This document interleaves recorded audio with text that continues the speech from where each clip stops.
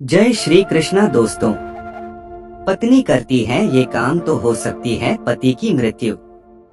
दुनिया में हर परिवार अपने घर में सुख शांति चाहता है। इसके लिए परिवार के सदस्यों को नियम भी बनाए गए हैं। इन्हीं नियमों में से कुछ नियम पत्नियों के लिए भी होते हैं ताकि पति की आयु लंबी बनी रहे।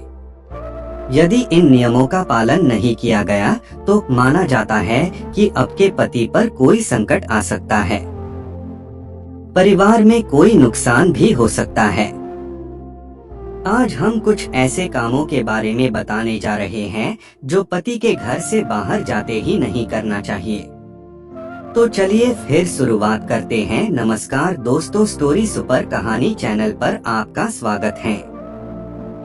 जब आपके पति घर से बाहर जाते हैं, चाहे वह अपने दफ्तर ही क्यों न जा रहे हो, तो उनके जाने के बाद कभी झाड़ू नहीं लगाना चाहिए। ऐसा करने से लक्ष्मी नाराज हो जाती है। घर के किसी सदस्य के बाहर जाने के बाद झाड़ू लगाना बुरा माना जाता है। अगर घर के किसी सदस्य के बाहर जाते ही कभी पोंछा नहीं लगाना चाहिए, यह बुरा माना जाता है। घर के सदस्य के बाहर जाने के कुछ देर बाद या खाने पीने के बाद पोंछा लगाया जा सकता है, लेकिन पहले पोंछा लगाने से घर में बरकत कम होती है। घर में से कोई सदस्य घर में प्रवेश करता है तो उसे कभी तुरंत नहीं नहाना चाहिए। ऐसा करना अशुभ माना जाता है, क्योंकि किसी के दाह संस्कार यानी कि किसी की अर्थी में से घर आने के बाद नहाया जाता है। अगर आपके परिवार का कोई सदस्य बाहर जाता है या घर में आता है तो तुरंत नाखून नहीं काटना चाहिए, क्योंकि माना जाता है कि राहु बलवान हो जाता है।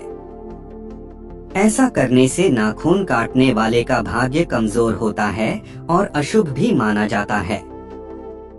पति जब घर से बाहर जाए तो पत्नी को कभी श्रृंगार नहीं उतारना चाहिए। पति के घर से बाहर जाते ही श्रृंगार उतारना अशुभ माना जाता है, क्योंकि ऐसा उस समय किया जाता है जब पति की मृत्यु हो जाती है। कोशिश करें जब पति घर में हो तब ही श्रृंगार उतारना चाहिए।